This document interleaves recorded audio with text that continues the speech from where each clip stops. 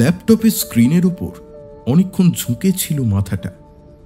একের পর একটা ছবি আসছে আর সরে যাচ্ছে। স্ক্রিনের দিকে এক ঝলক তাকালে বোঝা যায় ডার্ক ওয়েবের অন্ধকার সমুদ্রে তন্ন তন্ন করে কি যেন খুঁজছে সে। ধীরে ধীরে কয়েকটা বিশেষ পেজ টাস্কবারে সেভ করল সে। এবার একটা কমান্ড বক্স খুলল, কিছু প্রম্পট টাইপ করল, তারপর এন্টার বাটন টিপে উঠে গেল একটা কফি বানিয়ে আনতে। সে যখন কফির মাগ নিয়ে ফিরে এলো তখন কয়েকটি পেজের কিছু কিছু ট্রানজ্যাকশন হলুদ রঙে মার্ক করা হয়ে গিয়েছে। মাথাটা এবার আগ্রহের সঙ্গে ঝুঁকে পড়ল সেই মার্ক করা অংশগুলোর ওপর। হাতের কাছে একটা রাইটিং প্যাড টেনে নিল সে, একটা বিটকয়েনের কোড নাম্বার লিখে নিল। তারপর আরও কিছুক্ষণের ডার্ক ওয়েবে ঘোরাঘুরি, আরও কিছু ছোট ছোট কোড রান করার পর তার স্ক্রিনে একজন মানুষের ছবি, নাম আর ফোন নাম্বার ফুটে উঠল। কিছু পর মানুষটার মুখে ফুটে উঠল একটা বিচিত্র হাসি। বিড়বিড় করল সে, People can be smart, but I am smarter. আড়মোড়া ভাঙল। এতদিনের পরিশ্রম সফল হতে চলেছে তার। তারপর কবজি উল্টে রিস্ট ওয়াচটা একবার দেখে নিল। কলকাতায় সকাল হতে চলেছে এখন, একটা কল করাই যায় নাকি। মোবাইলটা তুলে নিয়ে একটা নাম্বার ডায়াল করলো মানুষটা। যাকে কল করছে তার স্ক্রিনে অবশ্য ফোন নাম্বার ফুটে উঠবে না, কারণ কলটা সে করছে আইপি অ্যাড্রেস মাস্ক করে। একটু পর ওদিক থেকে কে যেন হ্যালো বলল, আর এদিক থেকে শোনা গেল একটাই প্রশ্ন, হ্যালো, রহমত শেখ?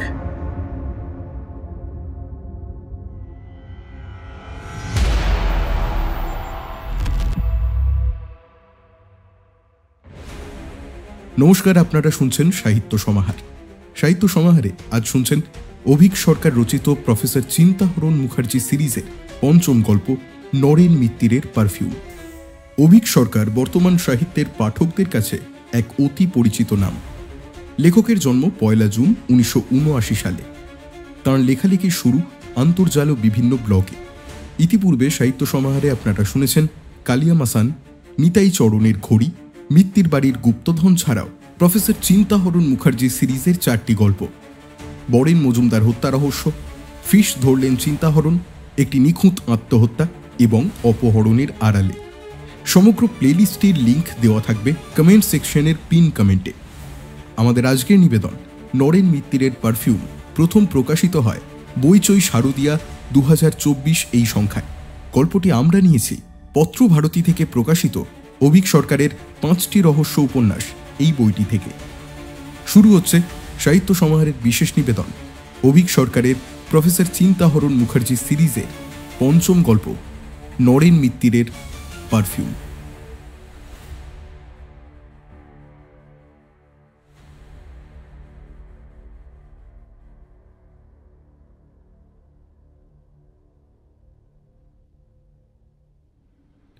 মাথা থেকে গলা অবধি ঢাকা কালো মাস্কটা খুলে নিতেই হাউমাউ করে উঠল বিপিন। আমি কিছু করিনি দাদারা, চুরি দাঙ্গা মারপিট কিচ্ছু না। আমি একদম সাদাসিধে ছেলে গো দাদাবাবু, দোকান চালিয়ে খাই। আমাকে ছেড়ে দিন। চুপ, একদম চেঁচামেচি করবি না। কয়েকটা প্রশ্ন করব, ঠিকঠাক উত্তর দিলে তোকে যেমন তুলে আনা হয়েছে ঠিক তেমনই ছেড়ে আসা হবে। আর যদি চালাকি করেছিস তো গলা কেটে গঙ্গায় ভাসিয়ে দেব। মনে থাকে যেন। ওর নাম বিপিন হালদার। নিউ মার্কেটের শ্রীগুরু কসমেটিক্স নামের দোকানটা তোর, তাই তো? হ্যাঁ হ্যাঁ, একদম ঠিক বলেছেন। আমি ছোটখাটো মানুষ, সেন্ট পারফিউম এসব বেচে পেট চালাই।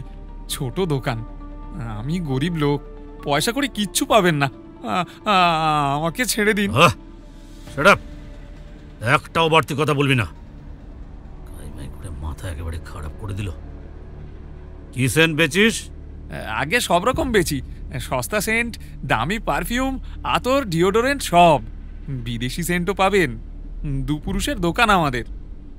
বলতে বলতে চারিদিকে একবার তাকিয়ে নেয় বিপিন। যে জায়গাটায় ওকে এনেছে সেটা বোধ হয় একটা গ্যারাজ ঘর। মুখের ওপর একটা লাইট ফেলা আছে বলে ভালো করে কিছু দেখতে পাচ্ছে না। আন্দাজে মনে হলো যে প্রশ্ন করছে সেই লিডার। বাকি আরও দুজন আছে যারা ওকে তুলে এনেছে। সে দুটো নির্ঘাত এর স্যাঙাত কোছের কিছু একটা হবে। রহমত, ঠিক বলছো তো? হ্যাঁ, একদম ঠিকঠাক বলেছে। নরেনবাবুর সব সেন্ট এই দোকানেই আছে। গলা শুনে বিপিনের মনে হয় এটা ওই গাঁট্টা কুঁট্টা চেহারার লোকটা যে ধর্মতলা যাওয়ার রাস্তা জিজ্ঞাসা করছিল, কিন্তু গলাটা চেনা চেনা লাগছে না।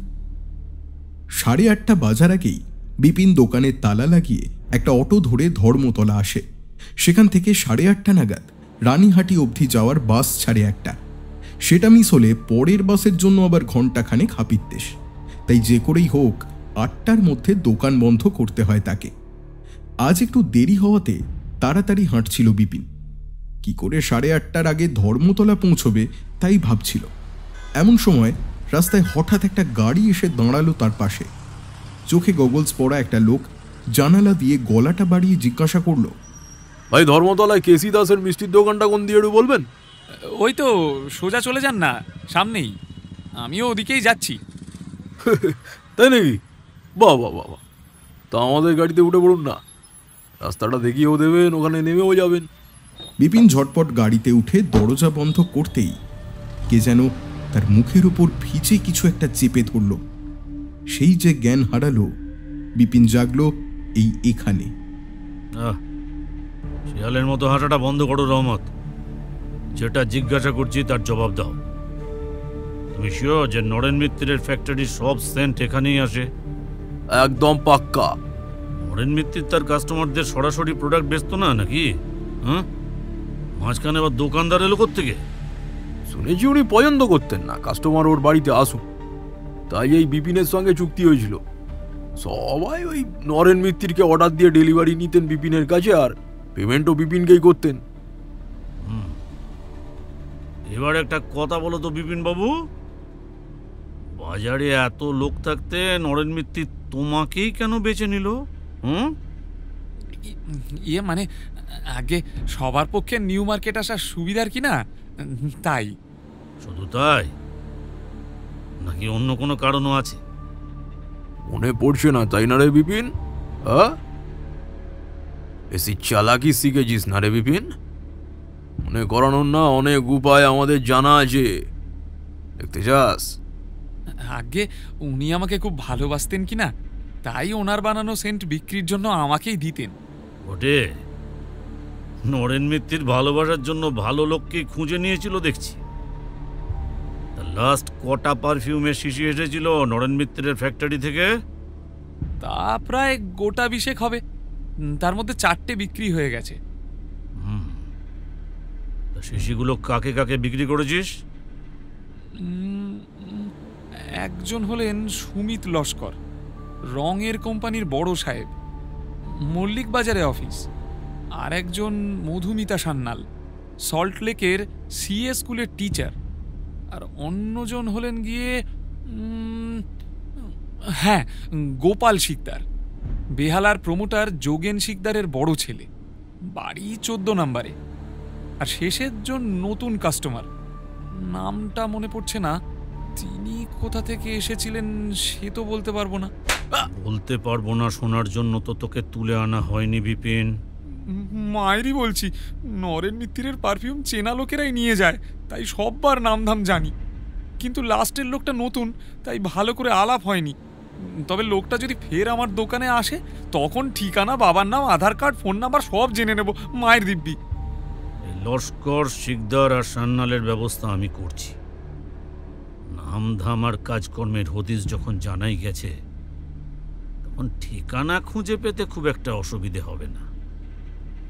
আর বিপিনবাবু দেখো তো, শেষ লোকটা তোমার দোকান থেকে নিমায়ের আনা সেন্ট কিনে নিয়ে গিয়েছিল, তাকে দেখতে কেমন, নামধাম এসব কিছু মনে করতে পারো কিনা? মনে না পড়লেও বলো, মনে করাবার অনেক ওষুধ আমাদের জানা আছে।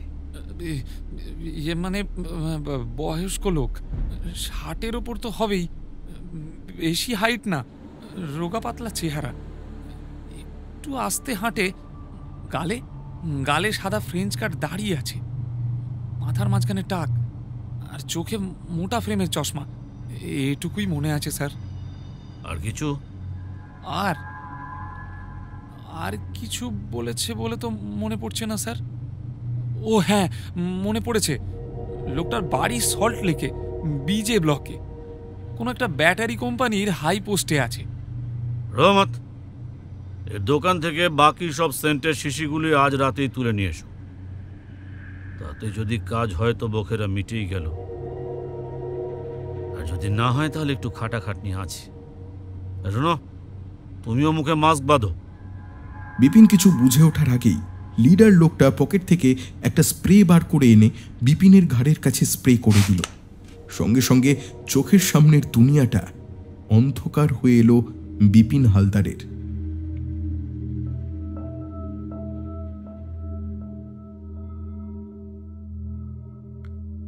দুটো সন্ধানী চোখ ঘুরে বেড়াচ্ছিল ল্যাপটপের স্ক্রিনের ওপর।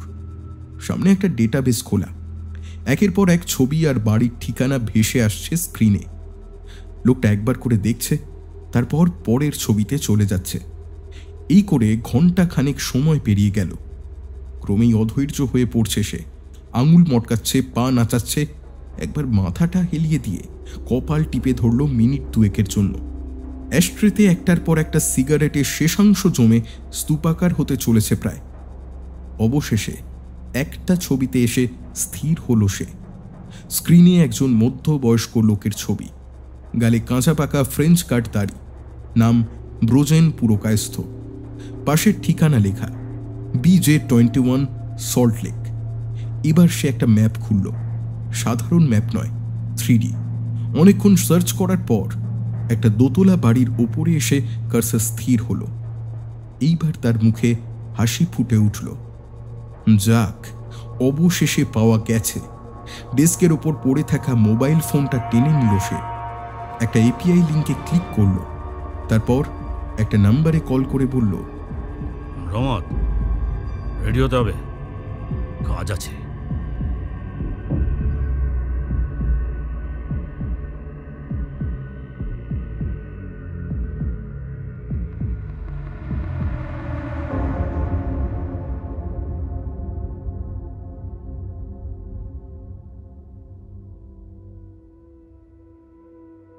আজ 1 জুন, প্রফেসর মুখার্জির জন্মদিন। সকাল থেকে ছাত্রছাত্রীরা দলে দলে এসে শুভেচ্ছা জানিয়ে গেছে তাঁকে। দুপুরে লাঞ্চের আয়োজন করা হয়েছে। মেনুতে রয়েছে প্রফেসর মুখার্জির প্রিয়তম আইটেম বিরিয়ানি। নিমন্ত্রিত অবশ্য অল্পই, মনুজেন্দ্র আর মনোজ চাকলাদার তো আছেনই, আর আছেন প্রফেসর মুখার্জির খুব কাছের দুজন বন্ধু। লাঞ্চের আগে সবাই একত্রিত হয়েছেন প্রফেসর মুখার্জির ড্রয়িং রুমে। প্রফেসর মুখার্জি একজন প্রসিদ্ধ সুরারসিক। তাঁর বাড়ির জমায়েত, অথচ পানীয় ছাড়া তা ভাবাই যায় না। জিন উইথ লাইম কার্ডিয়ালের গ্লাস তুলে নিয়ে প্রফেসর হৃষ্ট মুখে বললেন, cheers guys, enjoy the day. Manoj Chakladar scotch ছাড়া কিছু ছোন না। তিনি খাচ্ছিলেন black label on the rocks. Cheers to the most youngest and smartest sleuth of Bengal. আহা, তা কেন? আজকাল প্রাইভেট ডিটেকটিভ তো অনেকেই আছেন যারা যথেষ্ট ভালো কাজ করছেন। আমি সামান্য সেলস অ্যান্ড মার্কেটিংয়ের প্রফেসর। তোমরা বলো বলে 2-1টা কেস দেখি, কিছু ফেলে দেওয়া সূত্র পেলে ধরিয়ে দিই, এই আর কি। আমাকে আবার এসব বলে লজ্জা দেওয়া কেন? বিনয়ের ঝাউ গাছ। হ্যাঁ, কিছু বললে মনু? হ্যাঁ, না স্যার, কিছু বলিনি, মানে ওই নিজের মনে বিড়বিড় করছিলাম। বাবা মনু, তোমাকে আর 1 প্লেট কাজু বাদাম দি। হ্যাঁ হ্যাঁ, দিয়ে যাও তো 1 প্লেট। দেখো বেশ যেন কড়া করে ভাজা না হয়। আর হ্যাঁ, ওই ওই ওই বেঙ্গল ঘিটাই ইউজ করো, বুঝেছো? যার কোলেস্ট্রল টঙে চড়ে বসে আছে তার পক্ষে একবেলা বিরিয়ানি যথেষ্ট। তার আর ঘিয়ে ভাজা কাজু বাদাম খেয়ে কাজ নেই, ওটা অন্যদের জন্য। মনোজ চাকলাদার গ্লাসে চুমুক দিতে দিতেই একবার কেশে উঠলেন। বাকিরা হাসি চেপে খুব গম্ভীর মুখে মোবাইল দেখতে লাগলেন। একমাত্র মনুজেন্দ্রই খুব সিরিয়াস এবং চিন্তিত মুখে বলল, সে কি, স্যারের কোলেস্টেরল এত উপরে? আমার তো এটা জানাই ছিল না, আমরা তো জানতামই না। না না না, এবার থেকে কোনো কেসে বাইরে গেলে স্যারের লাঞ্চের দিকে বিশেষ খেয়াল রাখতে হবে দেখছি। প্রফেসর মুখার্জি কিছুক্ষণ রোষ কষায়িত লোচনে মনুজেন্দ্রর দিকে তাকিয়ে রইলেন। তারপর তিক্ত মধুর সুরে প্রশ্ন করলেন, আপাতত তোমার হাতে কোনো জটিল কেস নেই, তাই না মনু? তা কেন হবে স্যার, কেস এসেছে একটা বটে, খুনের কেস, তবে ও আমরাই সলভ করে নিতে পারবো। বুঝেছি। তা কেসটা কি শুনি? এই দিন তিনেক আগে লেক গার্ডেন্সের কাছে একটা খুনের ঘটনা ঘটেছে। নিহতের নাম নরেন্দ্রনাথ মিত্র, বয়স ওই 56, পেশায় একজন সুগন্ধি বিশেষজ্ঞ। সে কি, নরেন মিত্র মারা গেছেন? তুমি চেনো নাকি ভদ্রলোককে, ব্রজেন? ব্রজেন পুরকায়স্থ এককালে প্রফেসর মুখার্জির সঙ্গে একই কোম্পানিতে চাকরি করতেন। দীর্ঘ 2 দশক পেরিয়েও সেই বন্ধুত্ব অটুট আছে। চিনি বই কি, বিলক্ষণ চিনি। আরে তুমি তো জানো চিন্টু, আমার পারফিউমের শখ আছে। এমন কোনো দেশি বিদেশি বিখ্যাত ব্র্যান্ড নেই যা আমি কখনো ব্যবহার করিনি।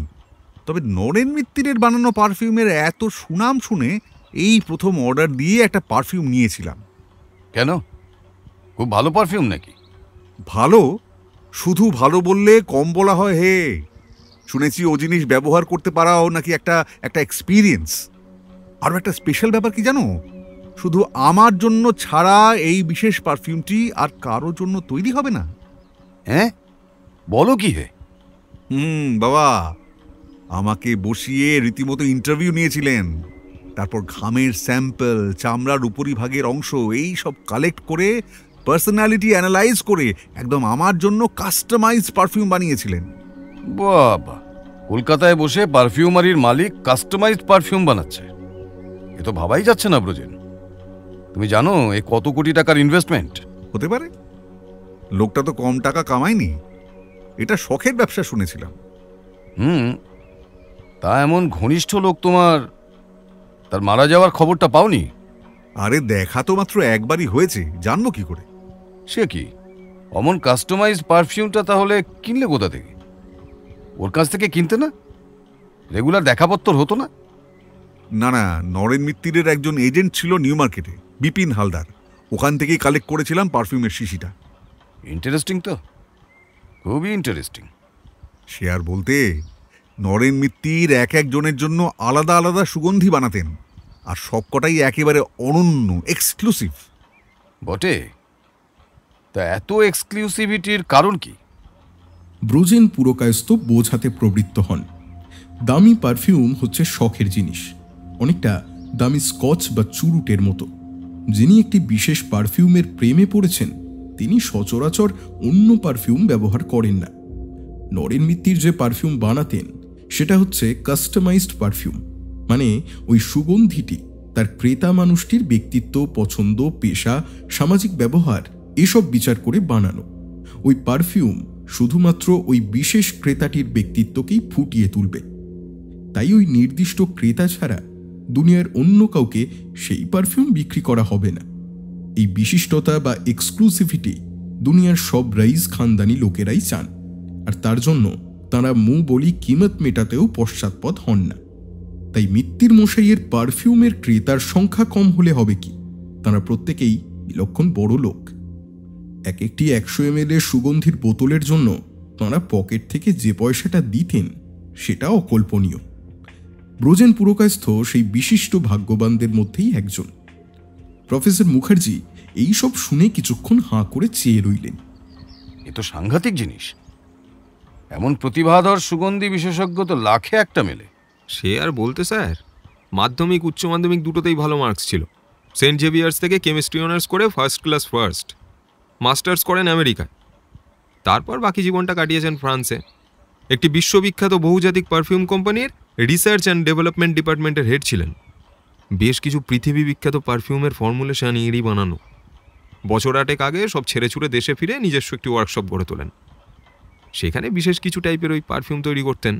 তার ক্লায়েন্ট সার্কেলটা ছিল বেশ ছোট, কারণ কিছু বিশিষ্ট গুণগ্রাহী ছাড়া নরেন মিত্তির তার পারফিউম অন্য কাউকে বেচতেন না। তার ক্রেতাদের মধ্যে দেশ বিদেশের বেশ কিছু নামি দামি সেলিব্রিটিও আছেন। তা এমন প্রসিদ্ধ রসায়নবিদ থাকতেন কোথায়? ভদ্রলোক থাকতেন লেক গার্ডেন্স আর ওই যোধপুর পার্কের মাঝামাঝি একটি দোতলা বাড়িতে। একাই থাকতেন, সঙ্গে আর কেউ থাকতো না। ফ্রান্সে থাকাকালীন বিয়ে করেছিলেন একবার, নিজের কোনো এক কলেজ মেটকে। সে বিয়ে অবশ্য বেশি দিন টেকেনি। তারপর আর বিয়ের সাথে কিছু করেননি ভদ্রলোক। দেশেও কেউ তেমন ছিল না। মা বাবা গত হয়েছিলেন অনেক দিন আগেই। একটি ভাই আছে, বিদেশে থাকেন। এছাড়া আর কেউ নেই। ড্রাইভার আর দুটো কাজের লোক আছে, ব্যাস। এই নরেন মিত্তিরের সংসার। আর ব্যবসা, সেটাও কি একাই দেখতেন নাকি? গবেষণার কাজটা ওর বাড়িতেই হতো। দোতলায় একটা ছোট ল্যাব বানিয়েছিলেন। ওয়ার্কশপটা বাড়ির পেছনে। খুব বেশি বড় না, মেরে কেটে কত হবে, 2000 স্কোয়ার ফিট। দুজন কেমিস্ট ছিল সহকারী হিসাবে। একজনের নাম রাজকুমার মণ্ডল আর একজনের নাম হচ্ছে সুলতানা নাসরিন। দুজনেই ইয়াং, পড়াশোনাও বেশ ভালো। ওরা ওয়ার্কশপের প্রথম দিন থেকে মিত্তিরবাবুর সঙ্গে আছে। বুঝলাম। আচ্ছা, এবার বলো তো বাপু, খুনটা হলো কি করে? খুনটা হয়েছে রাতের দিকে। বাড়ির কাজের লোক এসে দেখে ভদ্রলোক ড্রয়িং রুমে সোফায় মোড়ে কাঠ হয়ে পড়ে আছেন। সেই চেঁচামেচি করে আশেপাশের লোকজন জড়ো করে। মণ্ডল আর সুলতানাকে খবর দেয়। রাজকুমারী আগে পৌঁছায়। সে বুদ্ধি করে সঙ্গে একজন ডাক্তারকেও নিয়ে এসেছিল।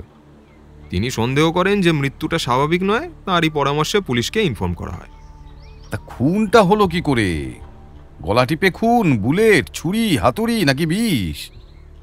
ওই যে লাস্টে যেটা বললেন, বিষ। তা কেমন তর বিষ? কোন বিষ সেটা এখনো বোঝা যায়নি। প্রাথমিক ময়নাতদন্তে শুধু এইটুকুই জানা গেছে যে ভদ্রলোককে কোনো একটা আনইউজুয়াল বিষ প্রয়োগ করে খুন করা হয়েছে। কোন বিষ সেটা জানার জন্য ফরেন্সিক টিম লেগে রয়েছে কাজে। ইন্টারেস্টিং। আর ভিসেরা রিপোর্ট? সেখানেই কিন্তু একটা বড় খটকা আছে মামাবাবু। ভিসেরা রিপোর্টে পাকস্থলীতে বিষের অস্তিত্ব পাওয়া যায়নি। বিষটা রক্তে মিশেছে সরাসরি। অথচ সারা শরীর তন্ন তন্ন করে খুঁজেও না কোনো ইঞ্জেকশনের নিডল ফোটাবার চিহ্ন পাওয়া যায়নি। চিবিয়ে বা ওরাল অ্যাডমিনিস্টার করার চিহ্ন নেই। তবু মনোজেন্দ্র যেমন বলল, ফরেন্সিক টিম লেগে আছে। আশা করা যায় শিগগিরই এর একটা সুরাহা হবে। স্ট্রেঞ্জ। মানে কোন বিষ জানা যাচ্ছে না, আর কি করে বিষটা প্রয়োগ করা হলো সেটাও জানা যাচ্ছে না। বেশ। আর মোটিভ, মানে খুন করার মোটিভটা কি? সেটা তো এখনো ক্লিয়ার হয়নি স্যার। আমরা তদন্ত করছি। যদিও ভিকটিমের ল্যাপটপ আর মোবাইল খুঁজে পাওয়া যাচ্ছে না, তবুও বলছি স্যার, চুরি ডাকাতির চান্স কম। কারণ ওখানে আরও অনেক দামি যন্ত্রপাতি ছিল যার কিছুই চুরি যায়নি। স্থানীয় পুলিশও অনেক ছানবিন করে কিছু খুঁজে পায়নি। তাই শেষমেশ আমাদের ঘাড়েই চেপেছে। আসলে আমাদের হোম মিনিস্টার নরেন মিত্তিরের পারফিউম ইউজ করতেন কি না, দুজনের মধ্যে বেশ ভালো বন্ধুত্ব ছিল। আহা, অমন প্রতিভাবান লোকটা চলে গেল। অমন পারফিউম আর কে বানাবে? একবার শুঁকিও তো ব্রজেন, দেখি কি এমন অসাধারণ পারফিউম বানাতেন মিত্তির মশাই। তার আর উপায় নেই চিন্টু। সে পারফিউমের শিশিটা গতকাল রাতে চুরি গেছে। সে কি চুরি গেছে? শিওর হারায়নি? না হে, চুরি গেছে।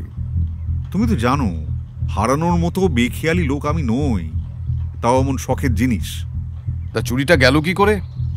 পরশু একটা আউটস্টেশন অফিস পার্টি ছিল। কাল ফিরে আসতে আসতে প্রায় ভোর ভোর হয়ে যায়।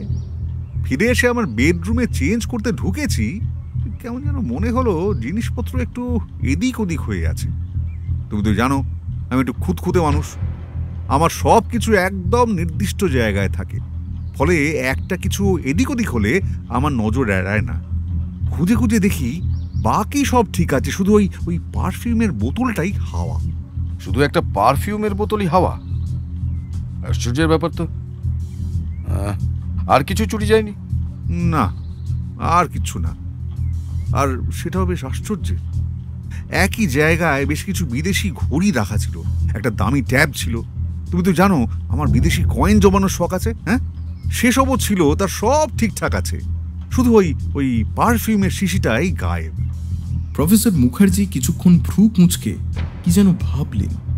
চোর ঢুকলো কিভাবে কিছু বুঝতে পেরেছ? না, দরজা জানালা যেভাবে লক করে গেছিলাম সেভাবেই সব আটকানো ছিল। এমনকি ডোরবেল ক্যামেরাতেও কারোর ছবি নেই। পুলিশে জানাওনি? পুলিশের আর খেয়ে দেয়ে কাজ নেই। চারিদিকে খুন, জখম, ডাকাতি এত বেড়ে গেছে যে সেসব সামলাতেই পুলিশ নাজেহাল। তাদের কি আর সেন্টে শিশি খোঁজার টাইম আছে? ব্রজেন, কাল একবার তোমার বাড়িতে যাওয়া যেতে পারে? সার্টেনলি, কিন্তু কেন? আমি একবার জানতে চাই যে চুরিটা হলো কিভাবে। মনটা বড়ই খচখচ করছে।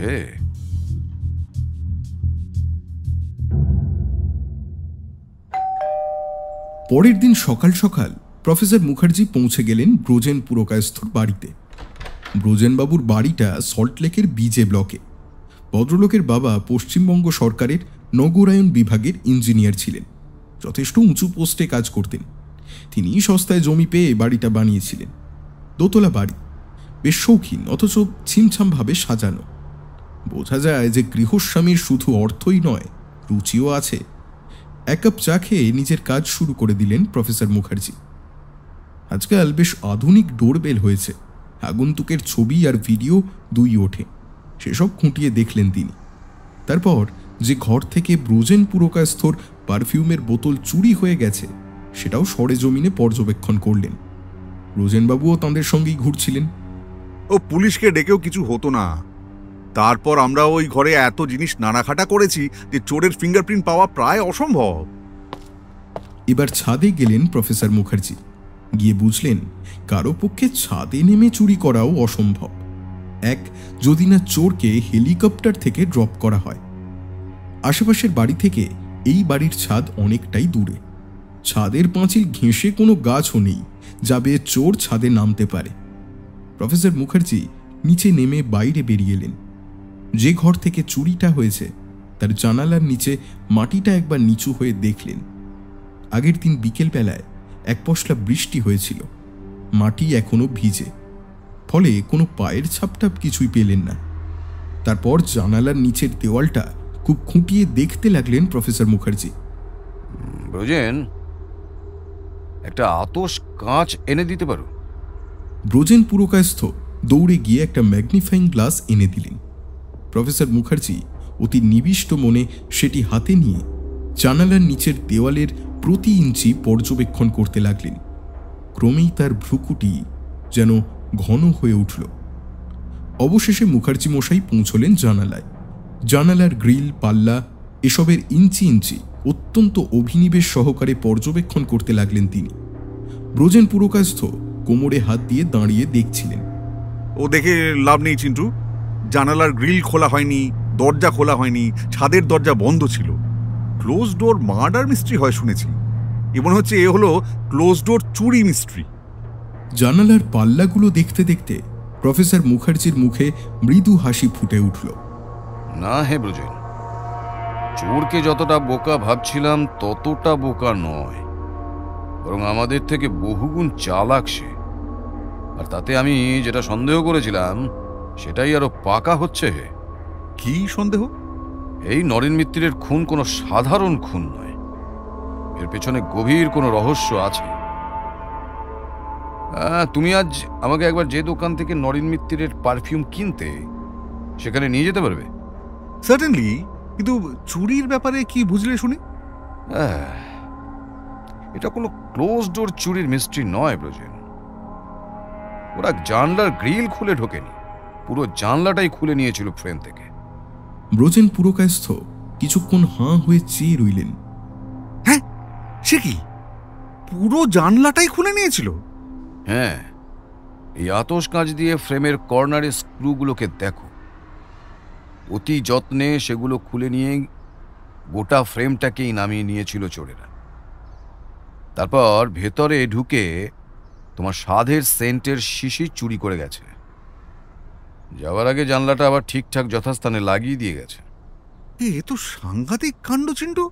হ্যাঁ, একটা পারফিউম চুরি করার জন্য এত কাণ্ড?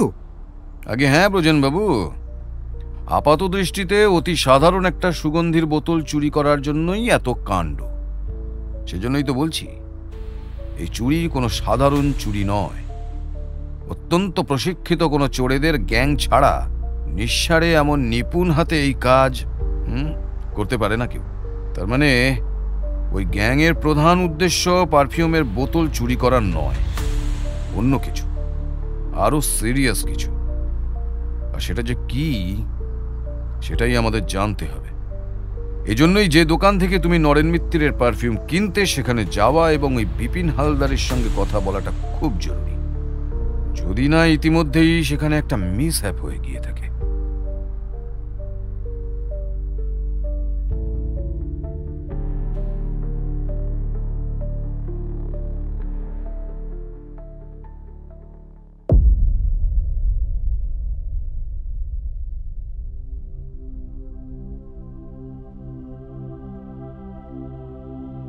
ব্রজেন পুরকায়স্থ আর প্রফেসর মুখার্জি যখন নিউ মার্কেটে পৌঁছলেন তখন বেলা 1টা।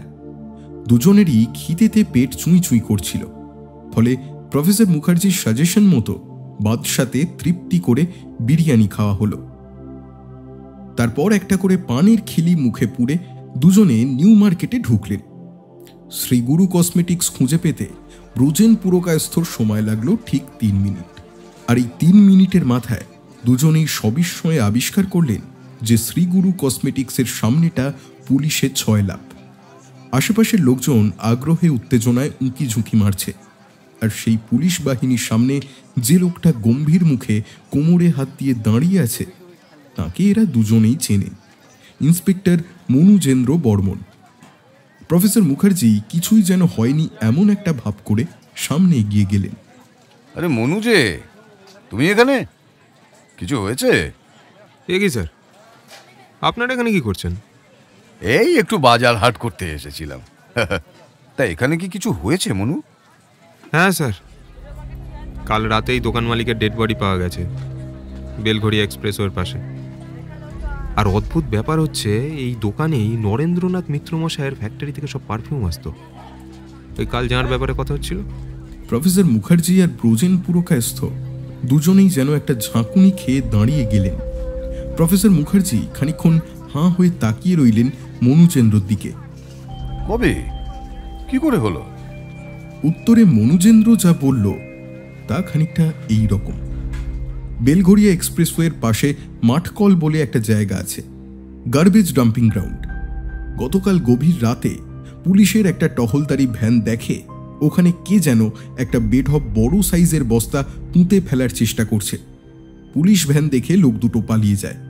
পুলিশ গিয়ে দেখে বড় সাইজের বস্তায় একটি ছেলের মৃতদেহ। পেট্রোলিং পুলিশ বডিটা উদ্ধার করে আনে। কলকাতা শহরে খুন জখম হামেশাই লেগে আছে, সেটা নতুন কোনো কথা নয়। বেওয়ারিশ লাশও পাওয়া যায় নিত্যই, কিন্তু বিপিন হালদারের কপাল ভালো।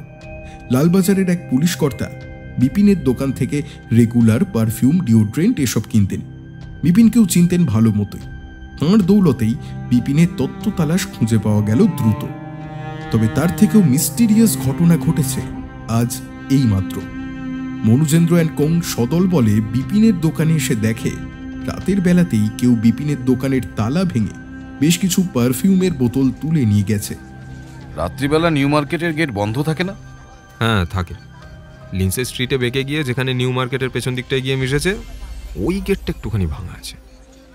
একটা শিকল দিয়ে বাঁধা থাকতো, চোরেরা ওখান দিয়েই ঢুকেছে। খুব ডেয়ার ডেভিল চোর বলতে হবে। এই বিপিনের বাড়ি কোথায়? বাড়ি হাওড়া রানীহাটিতে। বাড়িতে বুড়ো বাপমা ছাড়া আর কেউ নেই। তাদেরকে খবর দেওয়া হয়েছে, ময়নাতদন্ত শেষ হলে বডি হ্যান্ড ওভার করা হবে। ময়নাতদন্তের রিপোর্ট পেলে আমাকে একবার জানিও তো মনু। Okay sir.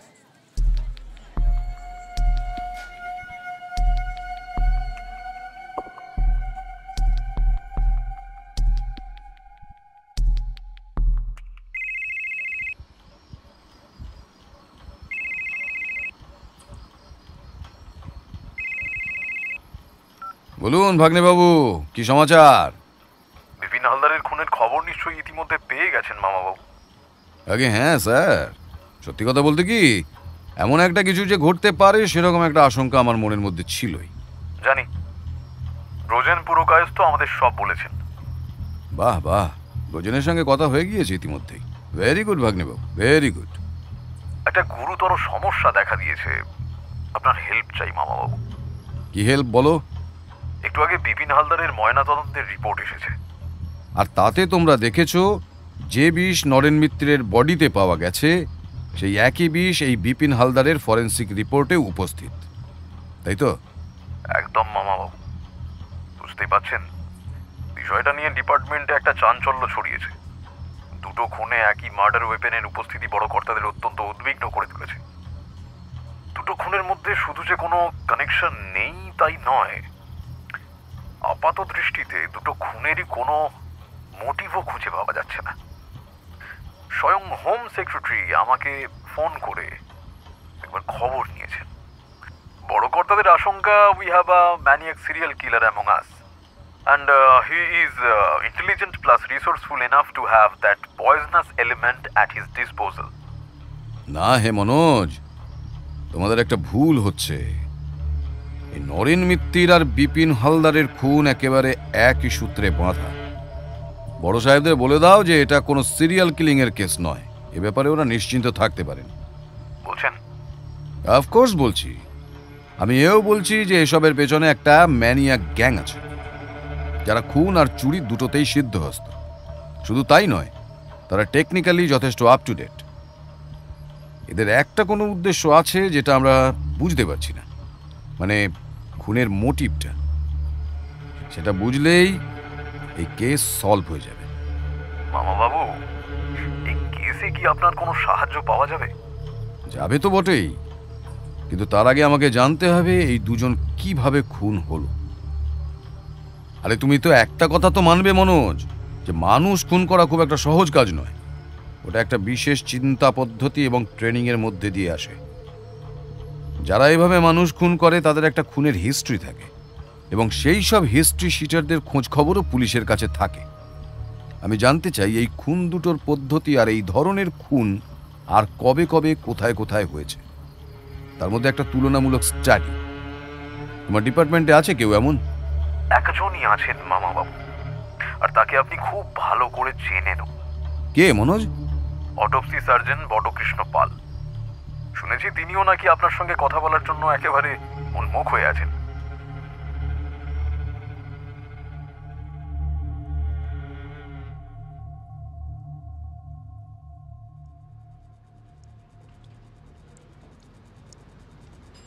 মিস্টার পাল, শুরু করুন। দেখুন স্যার, ওপর মহলের চাপে অন্য সমস্ত কাজ ফেলে রেখে আমাকে বিপিন হালদারের ডেড বডির ফরেন্সিক তদন্ত করতে হয়েছে। আর আমি শিওর যে বিপিন হালদার আর নরেন্দ্রনাথ মিত্রর হত্যার ধরন সম্পূর্ণ এক।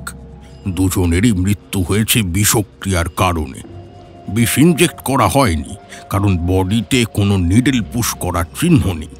ওরালি অ্যাডমিনিস্টার করা হয়নি, অথচ বিষ রক্তে মিশেছে শিওর, এবং কি করে মিশেছে সেটা বোঝা যাচ্ছে না। আরও আশ্চর্যের বিষয় হচ্ছে দুজনের শরীরের হাই মাত্রার নিকোটিনের প্রেজেন্স।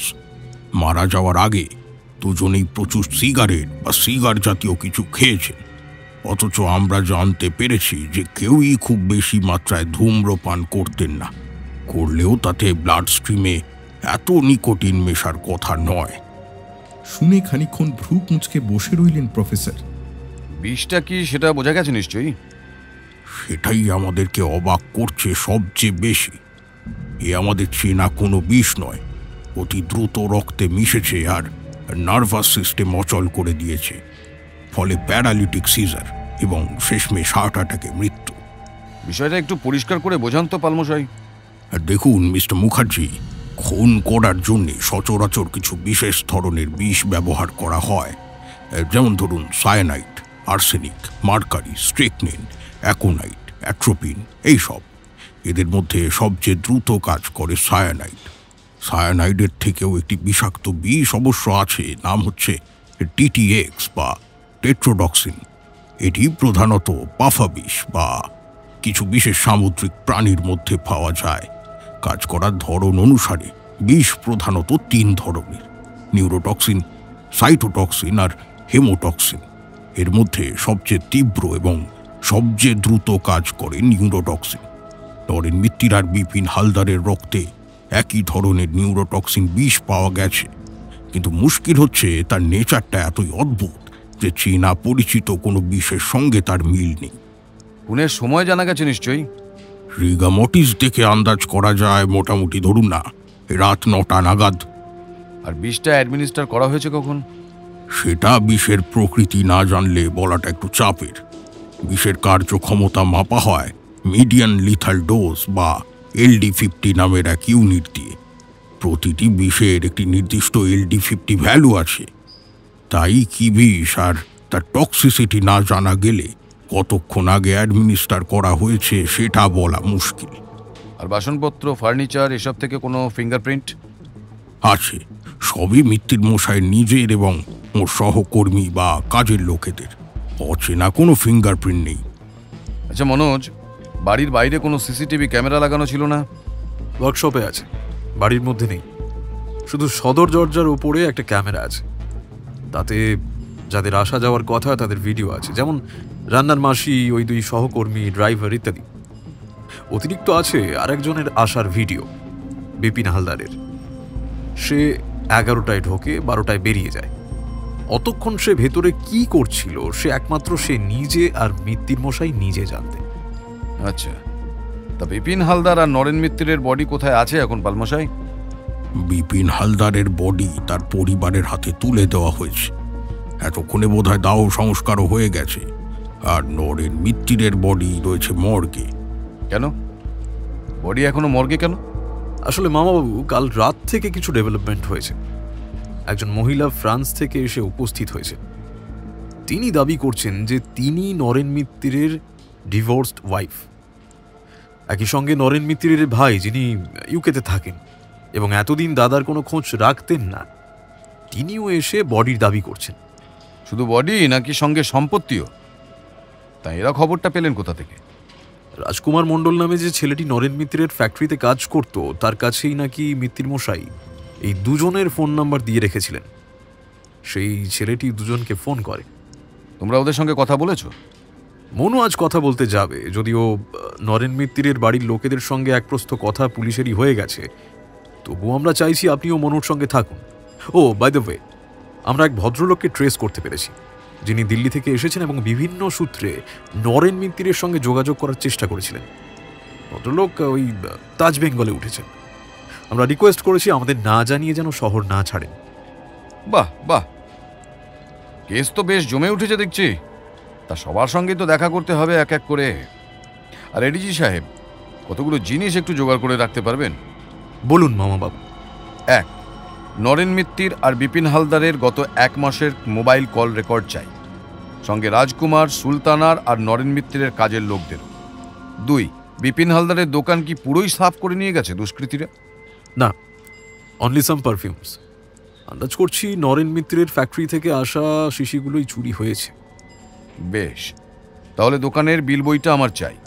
দোকানে আসা লেটেস্ট স্টক থেকে কাকে কাকে বিপিন নরেন মিত্রের পারফিউম বিক্রি করেছিল সেটার একটা আন্দাজ চাই।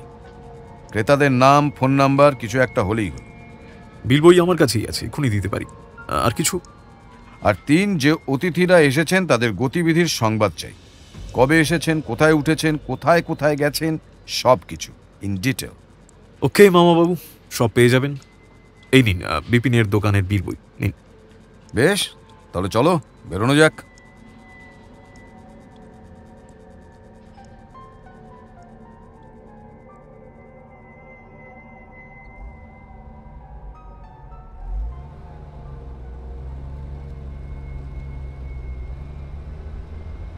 পুরো রাস্তাটা প্রফেসর মুখার্জি বিপিনের দোকানের বিল বই ভারী মন দিয়ে দেখতে লাগলেন।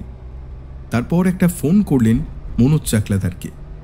এডিজি সাহেব, 3 জনের ফোন নাম্বার দিচ্ছি।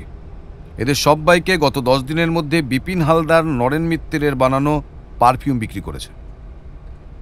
এদের সবাইকে ফোন করে এদের কেনা নরেন মিত্তিরের পারফিউমের শিশি কোথায় আছে, কেমন আছে, সে সব এক্ষুনি জানা দরকার। একজন হলেন সুমিত লস্কর, বার্জার পেন্টসের সেলস হেড। দ্বিতীয়জন হলেন মধুমিতা সান্যাল, সল্টলেকের সিএ স্কুলের টিচার। আর অন্যজন হলেন গোপাল শিকদার, বাড়ি বেহালার 14 নম্বরে।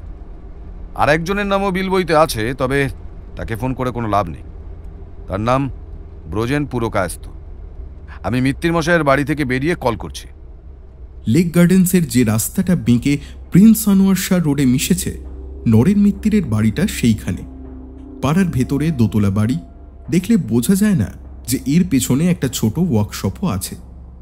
মনুজেন্দ্রর কথা মতো রাজকুমার মণ্ডল, সুলতানা নাসরিন, দুই কাজের লোক গোবিন্দ আর শিউলির মা আর ড্রাইভার যোগেন্দ্র যাদবকে উপস্থিত থাকতে বলা হয়েছিল। রাজকুমারের বয়স 32, উচ্চতা, গায়ের রং, সপ্রতিভতা সবই মাঝারি। বাড়ি রাজপুরের দিকে, নরেন্দ্রপুরের কেমিস্ট্রি অনার্স, কলকাতা বিশ্ববিদ্যালয় থেকে মাস্টার্স, একেবারে ফার্স্ট ক্লাস ফার্স্ট না হলেও বেশ ভালো রেজাল্ট দুটোতে। বাবা নেই, মা আর এক অবিবাহিতা দিদি আছেন, তাঁরাই রাজকুমারকে বহু কষ্টে মানুষ করেছেন। রাজকুমার চাকরিটা পায় খবরের কাগজের বিজ্ঞাপন দেখে। এত লোকের মাঝে মিত্র স্যার তাঁকেই কেন পছন্দ করলেন সেটা জানে না সে, তবে রাজকুমার এটুকু বলতে পারে তার কাজ নিয়ে স্যারকে কোনোদিন অসন্তুষ্ট হতে হয়নি। সুলতানার বয়স 30, তার বাবা ডাক্তার, মা গৃহবধূ। বেশ অবস্থাপন্ন পরিবারের একমাত্র মেয়ে সে, বাড়ি করিয়া রোডে। তার গ্র্যাজুয়েশন স্কটিশ চার্চ থেকে, মাস্টার্স প্রেসিডেন্সি। সুলতানাকে দেখতে ভালো, সঙ্গে একটা গজদাঁতও আছে, হাসলে মনে হয় যেন চারপাশটা আলো হয়ে গেল। সুলতানাও চাকরি পায় রাজকুমারেরই মতো, বিজ্ঞাপন দেখে। তার অবশ্য শখের চাকরি, ড্যাডির কাছ থেকে হাত খরচ নিতে তার লজ্জা লাগে বলে জবটা করছে। মনুজেন্দ্র সবার সঙ্গে প্রফেসর মুখার্জির আলাপ করিয়ে দিল। চলুন স্যার, আগে বাড়িটা আর ওয়ার্কশপটা দেখে নি। বাড়ির একতলায় ড্রয়িং রুম, রান্নাঘর, গেস্ট রুম আর বাথরুম। দোতলায় প্রায় পুরোটা জুড়েই অত্যাধুনিক ল্যাব। প্রফেসর মুখার্জি ল্যাবে ঢুকলেন বটে, তবে প্রায় কিছুই চিনলেন না। রাজকুমার আর সুলতানা সঙ্গে ছিল, তারাই যন্ত্রপাতিগুলোর সঙ্গে পরিচয় করিয়ে দিচ্ছিল এক এক করে। সবই বিদেশি এবং অত্যাধুনিক টেকনোলজির মেশিন। প্রফেসর মুখার্জি আন্দাজ করলেন এই ঘরে যা যন্ত্রপাতি আছে তার দাম সব মিলিয়ে কয়েক কোটি টাকার কম হবে না। দোতলার এক প্রান্তে একটি ঘর, নরেন মিত্তির সেই ঘরেই থাকতেন। একটি কুইন সাইজ বেড, দেওয়ালে গাঁথা ওয়ার্ডরোব, আয়না, ড্রেসিং টেবিল আর একদিকে দেওয়াল জোড়া বই রাখার র্যাক, এছাড়া কিছু নেই। সঙ্গে attach toilet. Professor Mukherjee toilet দিয়েই শুরু করলেন। বেসিনের ওপর একটা কাঁচের গ্লাসে টুথপেস্ট আর টুথব্রাশ রাখা, পাশে liquid hand wash, body wash আর লুফা। বেসিনের উপর একটা আয়না, তার পাশে একটা ছোট্ট কাঠের স্টোর ক্যাবিনেট, তার মধ্যে শ্যাম্পু, সেভিং সেট, ডেটল এই সব রাখা। বাথরুম থেকে বেরিয়ে ঘরে এলেন প্রফেসর মুখার্জি। বিছানায় টান টান করে পাতা রয়েছে নিভাঁজ বেড কভার।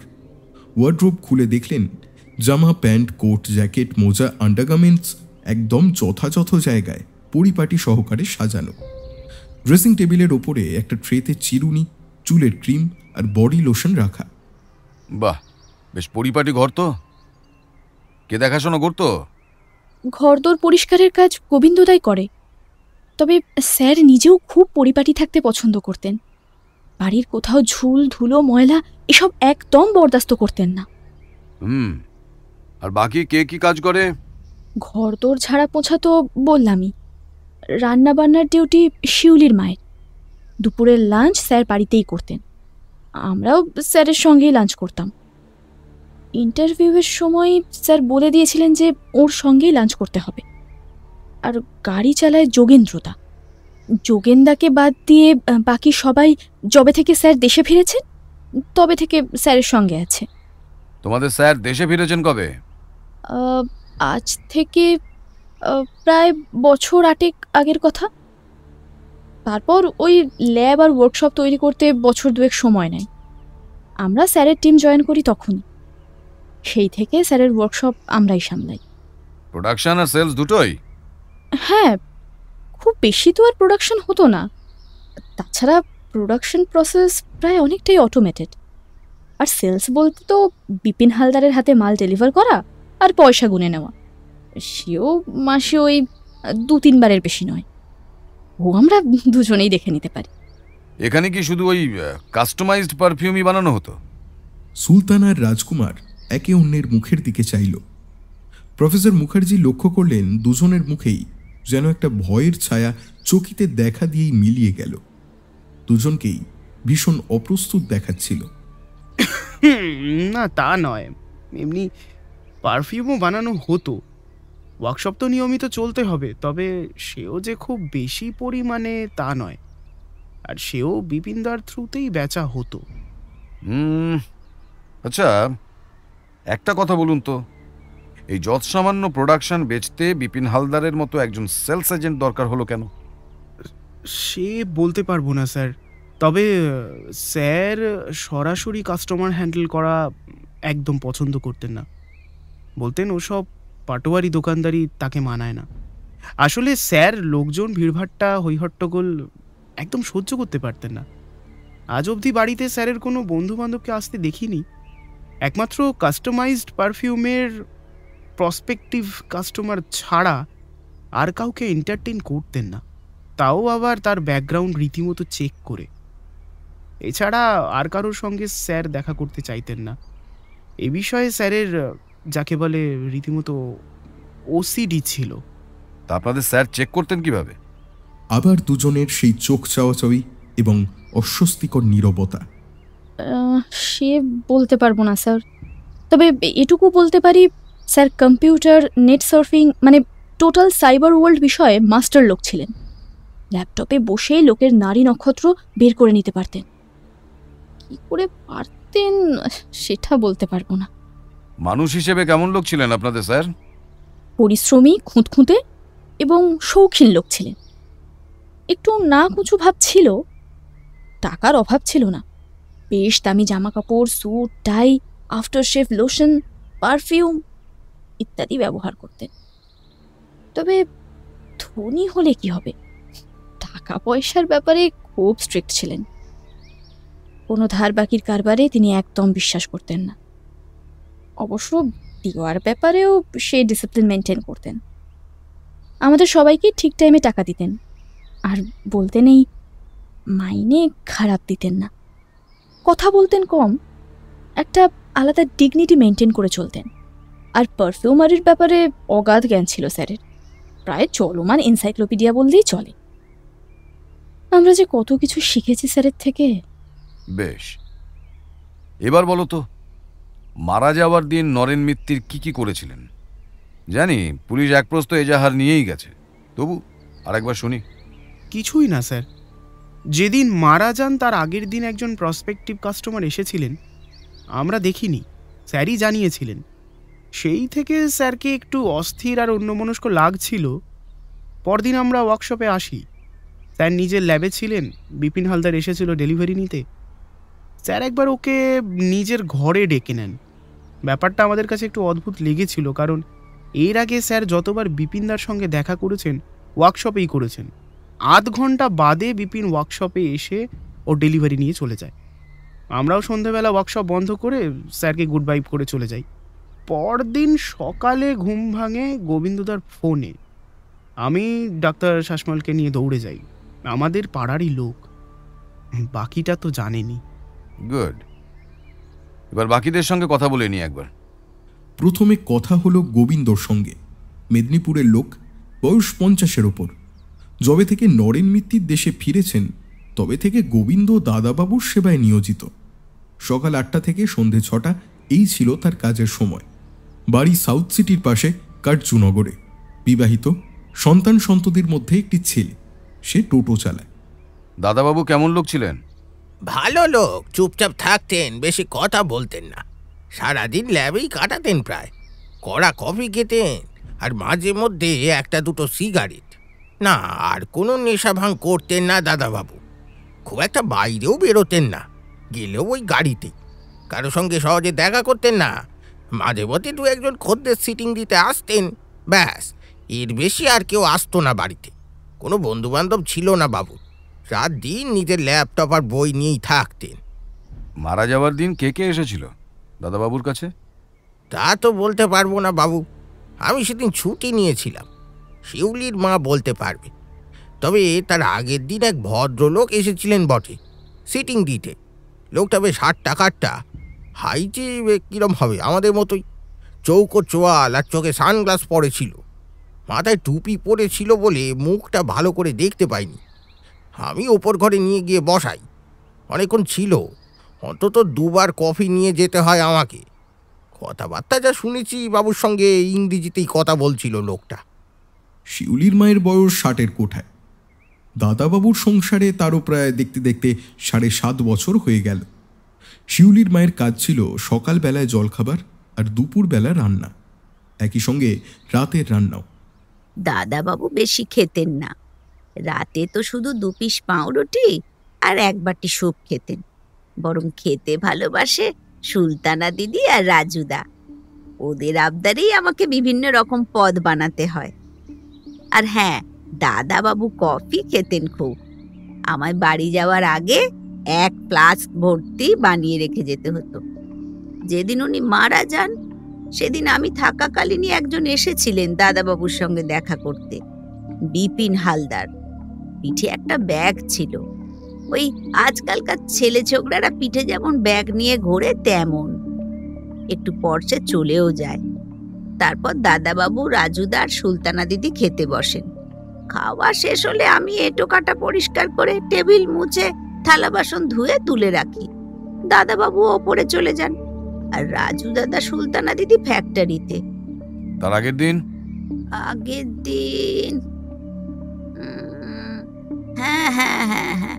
আগের দিন একজন সিটিং দিতে এসেছিলেন বটে, টুপি পরে।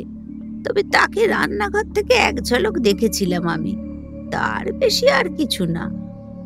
ড্রাইভার যোগেন্দ্র যাদবকে জিজ্ঞেস করে এর বেশি কোনো সংবাদ পাওয়া গেল না।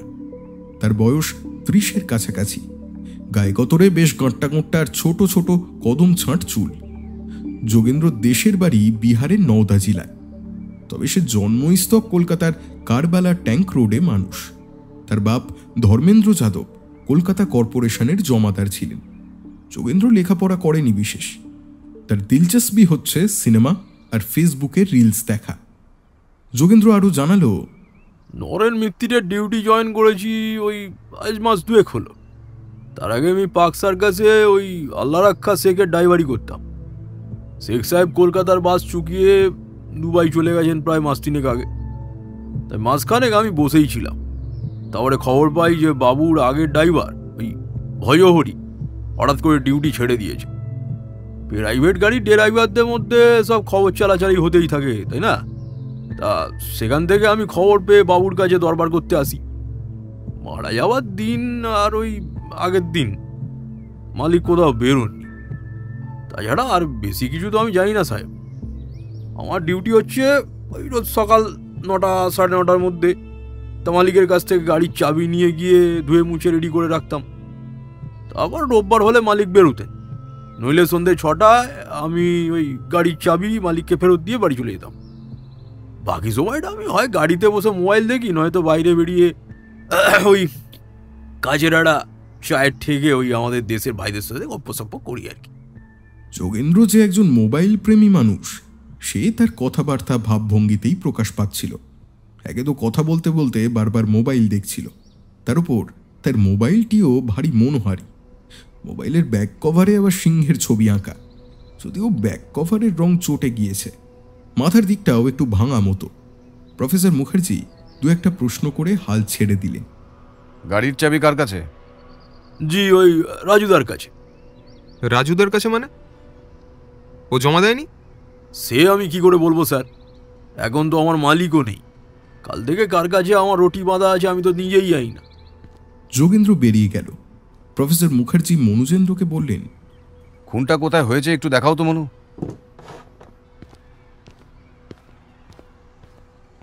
ড্রয়িং রুমটাও বেশ সাজানো গোছানো।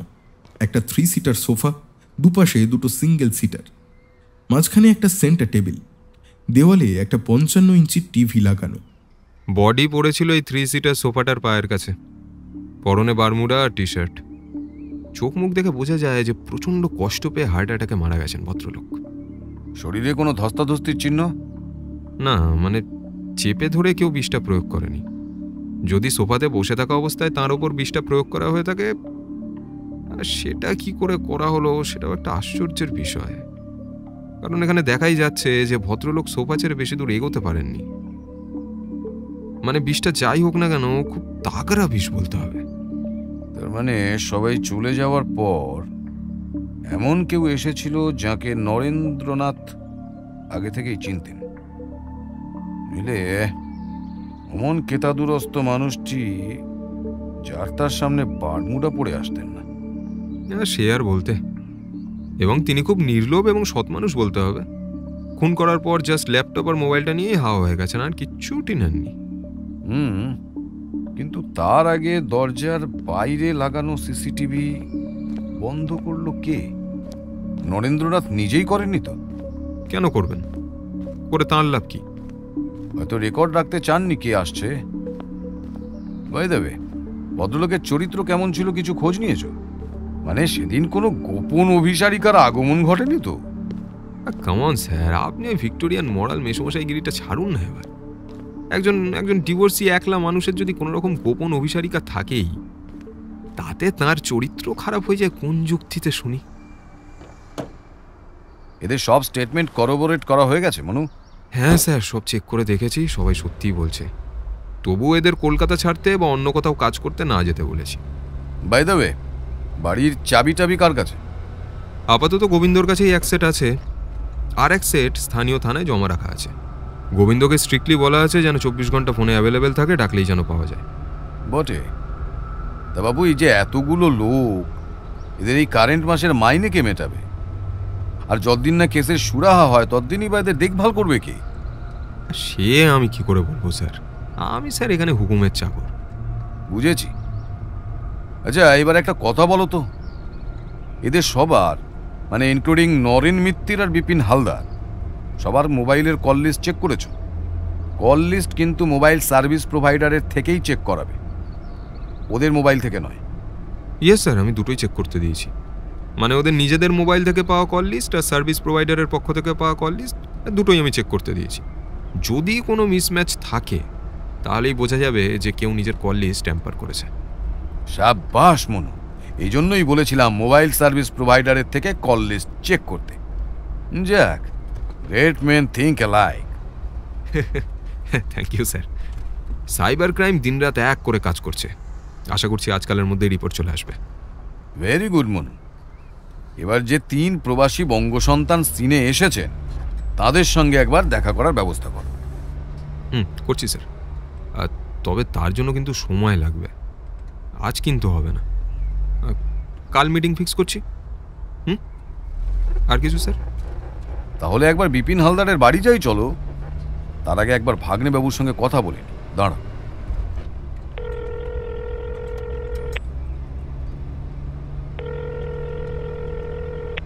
খোঁজ পেয়েছি। ব্রজেন পুরকায়স্থর শিশি যে চুরি গেছে সে তো জানেনি। সুমিত নস্কর পারফিউমের শিশিটা তার ট্রাভেল ব্যাগে নিয়ে ট্যুরে যাচ্ছিলেন বর্ধমান। মাঝখানে শক্তিগড়ে টিফিন করতে নেমেছিলেন। সেখান থেকে তার ট্রাভেল ব্যাগটি গাড়ি থেকে কেউ তুলে নিয়ে পালায়। মধুমিতা সান্যাল তার পারফিউমের শিশি খুঁজে পাচ্ছেন না। ওর ধারণা কাজের মেয়েটি চুরি করেছে। বলা বাহুল্য, মেয়েটি তা অস্বীকারও করেছে। আমাদের ধারণা মেয়েটি ঠিকই বলছে, কারণ চাইলেও আজ অবধি মধুমিতা দেবীর গয়না, টাকা, মোবাইল, ঘড়ি, ট্যাব অনেক কিছুই চুরি করতে পারতেন। কিন্তু ম্যাডাম স্বীকার করেছেন যে আজ অবধি ওর থেকে মানে কিছুই আর কি খোয়া যায়নি। স্বাভাবিক। আর গোপাল শিকদার? এইখানেই একটা টুইস্ট আছে। গোপাল শিকদার একটি পাক্কা নেশাড়ু ছেলে, বড় লোকের স্পয়েল ব্র্যাট বললেই হয়। ছোটবেলা থেকেই সে বিভিন্ন তরল এবং বায়বীয় নেশা করে অভ্যস্ত আর কি। তার ধারণা সে একটি বিশিষ্ট প্রতিভা, এই পোড়া বঙ্গদেশের সংস্কৃতি ভবিষ্যতের আলোকবর্তিকা বিশেষ আর কি। সে নাকি এখন অর্গানিক ফার্মিং, থাই নৃত্য এবং আফ্রিকার উলুলু আদিবাসীদের হাতি শিকারের পদ্ধতি নিয়ে এক বিশেষ ধরনের প্রোটেস্ট কালচার তৈরি করছে। বিভিন্ন কলেজ, ইউনিভার্সিটির খ্যাপাটে ছেলেমেয়েদের দল তার নিত্যসঙ্গী। বাহ, তাই অসাধারণ প্রতিভাটি এখন কোথায়? ছোকরা বড়ই শৌখিন। দামি স্কচ, দামি গাড়ি, দামি পারফিউম ছাড়া তেনার চলেই না। ইনি নরেন মিত্তিরের কাছে মানে স্পেশাল পারফিউম বানিয়ে বিপিন হালদারের দোকান থেকে হপ্তাখানেক আগে ডেলিভারি নেন। 3-4 আগে নেশার ওভারডোজের কারণে ছোকরাকে নিজের ঘরে বেহুশ অবস্থায় পাওয়া যায়। তারপর তাকে বেলভিউতে ভর্তি করা হয়েছে। আর ওই পারফিউমের বোতলটা? সে খবরও নিয়েছি। ছোকরা হাসপাতালে নিজের সব শখের জিনিস নিয়ে এসেছে। পারফিউম তো ছোটখাটো জিনিস, ক্রিম, হেয়ার জেল, এমনকি শখের গিটারটি অব্দি। তা বেলভিউ এর মতো খানদানি হাসপাতাল এসব অ্যালাউ করলো? মামা বাবু, ওর বাপ যোগেন শিকদারকে চেনেন না। শাসক পার্টির মস্ত বড় হোতা, তার উপর বেহালার অর্ধেক প্রপার্টি ডেভেলপমেন্টের পিছনে যোগেন শিকদারের টাকা কথা বলে। টাকার মাই বাপ নেই, এহেন লোকের ছেলেকে কে ঘাঁটাবে বলুন তো? বাবু, এবার যে কথাটা বলছি সেটা মন দিয়ে শোনো। ওই গোপাল শিকদারকে যে করেই হোক বেলভিউ থেকে তুলে নিজেদের কাস্টাডিতে নাও, সম্ভব হলে আজকেই, এক্ষুনি। আর হ্যাঁ, ওর সঙ্গের যাবতীয় লাগেজ সহ, এটা খুব খুব important. Okay sir, as you wish. Case কিন্তু গন্ডগোলের মনু। হ্যাঁ, সে তো বটেই। আর যখন নরেন মিত্তিরের ঘরে গেছিলাম, একটা জিনিস খেয়াল করেছিলেন? কি স্যার? এমন শৌখিন লোক, পারফিউম বিশেষজ্ঞ, নিজেও পারফিউম ব্যবহার করেন, অথচ তার ঘরে একটাও পারফিউম বা আফটার শেভের বোতল নেই।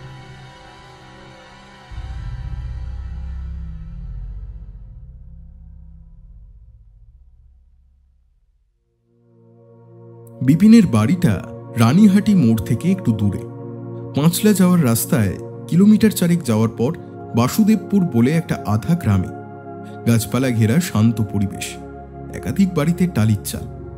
বোঝাই যায় প্রধানত নিম্নবিত্ত বা নিম্ন মধ্যবিত্তদের এলাকা। যদিও ইতিউতি ডিশ টিভির অ্যান্টেনা দেখা যায়, দু একটা দোতলা বাড়িও উঁকি দিচ্ছে গাছপালার মাথা ছাড়িয়ে। ছোট ডোবা সাইজের পুকুর পেরিয়ে পুলিশের গাড়িটা এসে থামল একটা দোতলা বাড়ির সামনে। আশেপাশের বাড়ি থেকে দু একজন কৌতূহলী লোক বেরিয়ে এলো। তাদেরই একজনকে মনুজেন্দ্র কঠিন স্বরে জিজ্ঞেস করল, এটাই বিপিন হালদারের বাড়ি তো? লোকটা ইঙ্গিতে হ্যাঁ বলে শুরুত করে কেটে পড়ল।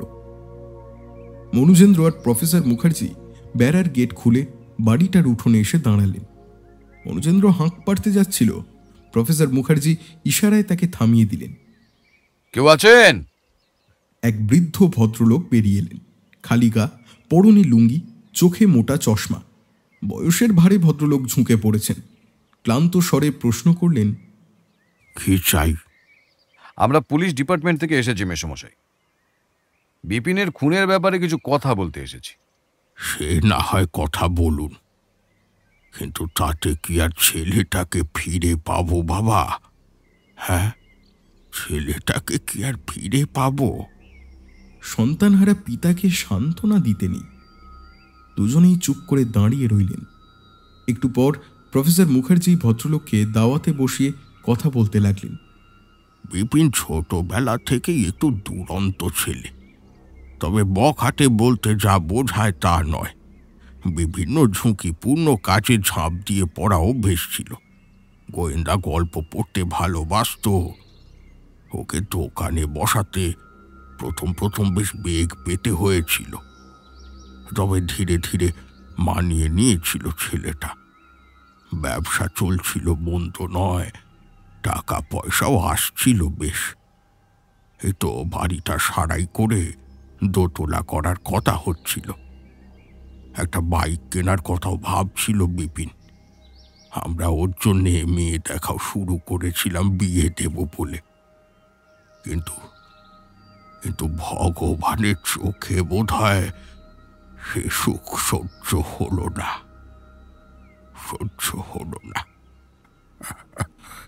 ওর সঙ্গে কারো কোনো শত্রুতা ছিল বলে জানেন? না, অসম্ভব। আমার ছেলের মতো ছেলে হয় না বাবা। নিজের সন্তান বলে বলছি না, কারোর সঙ্গে ঝগড়া বিবাদ করার ছেলেই সে ছিল না। সব সময় মুখে মিষ্টি হাসি, আর কত লোকের বিপদে আপদে যে নিজে এগিয়ে গিয়ে সাহায্য করত তার ইয়ত্তা নেই। আমাদের একমাত্র ছেলে বাবা, চোখের মণি, খেয়েছে আমাদের এত বড় সর্বনাশ করলো। ভাবতে পারি না আমাদের বিপিন।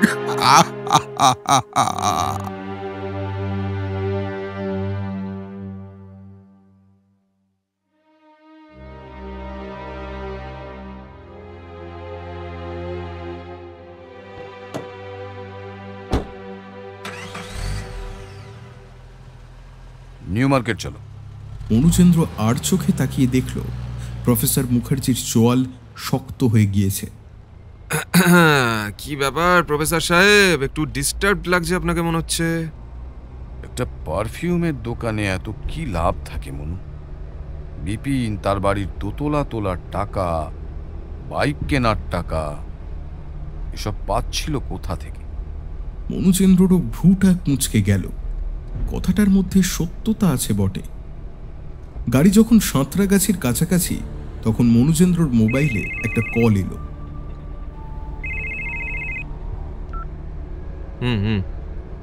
ঠিক আছে। ইতিমধ্যে আমার টিম একটা কাজের কাজ করেছে স্যার। একটা ছেলের খোঁজ পাওয়া গেছে, নাম মুন্না। ছোকরা লিন্সে স্ট্রিটে গাড়ি পার্কিংয়ের দেখাশোনা করে। ও জানিয়েছে যেদিন বিপিনকে নিউ মার্কেটে শেষ দেখা যায় সেদিন ও বিপিনকে খুব সম্ভবত একটা বড় গাড়িতে উঠতে দেখেছিল। মাই গুডনেস, এটা তো বড় খবর হে। ব্যাপারটা খুলে বলো তো দেখি। যেদিন বিপিনের বডি পাওয়া যায় তার আগের রাতের ঘটনা। টাইম ছিল 8:30 থেকে রাত 9টার মধ্যে। তখন লিন্সে স্ট্রিট জমজমাট থাকার কথা, কিন্তু সেদিন রাস্তায় লোক চলাচল একদম ছিল না বললেই চলে। প্রথম কারণ হলো দুপুরে প্রবল বৃষ্টি, আর দ্বিতীয় কারণটা হচ্ছে সেদিন ওই সময় ইন্ডিয়া অস্ট্রেলিয়ার ফাইনাল ম্যাচ ছিল। মুন্না দেখে যে বিপিন লিন্সে স্ট্রিটের মুখ থেকে রাস্তা ক্রস করে ওপারে যাওয়া মাত্রই বিপিনের পাশে একটা গাড়ি এসে থামে।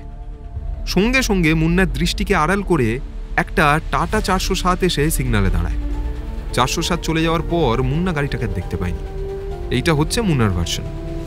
ওই রাস্তায় নিশ্চয়ই সিসিটিভি লাগানো আছে, সেগুলো কাজ করে? না স্যার, সে আর কোথায়। কলকাতা পুরসভার পক্ষ থেকে কয়েকটা সিসিটিভি লাগানো হয়েছিল বটে এককালে, তবে তার অর্ধেক কাজ করে না। বাকি অর্ধেকের থেকেও যে ভিডিও পাওয়া যাবে তা পাওয়া না পাওয়া দুই সমান। তাহলে রাস্তার মোড়ে একটা এগরোলের দোকান আছে। খোঁজ করে দেখলুম ওর যে বোর্ডটা, যেটা ফুটপাতের মাথায় আড়াআড়ি হয়ে ঝোলে, তার গায়ে দুটো সিসিটিভি লাগানো আছে, একটা এমুখো আর একটা অমুখো। আজ দোকানের মালিককে সিসিটিভির ফুটেজ সহ ভবানী ভবনে আসতে বলেছি।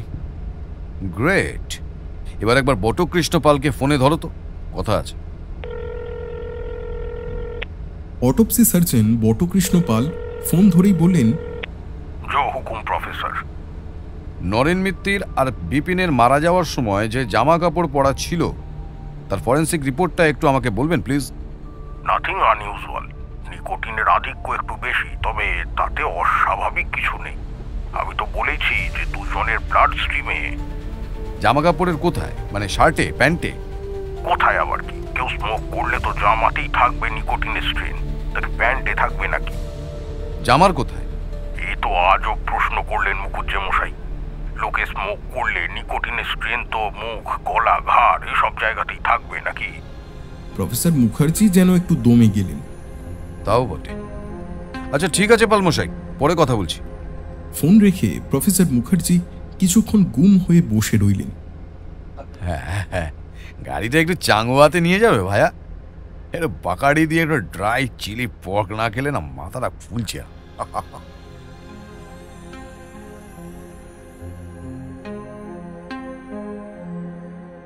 সাহিত্য সমাহারে এতক্ষণ শুনছিলেন অভিক সরকারের প্রফেসর চিন্তাহরণ মুখার্জি সিরিজের গল্প নরেন মিত্তিরের পারফিউমের প্রথম পর্ব। গল্পের দ্বিতীয় তথা অন্তিম পর্ব নিয়ে বৃহস্পতিবার ঠিক রাত 9টায়। সকলে ভালো থাকুন, সুস্থ থাকুন আর শুনতে থাকুন সাহিত্য সমাহার।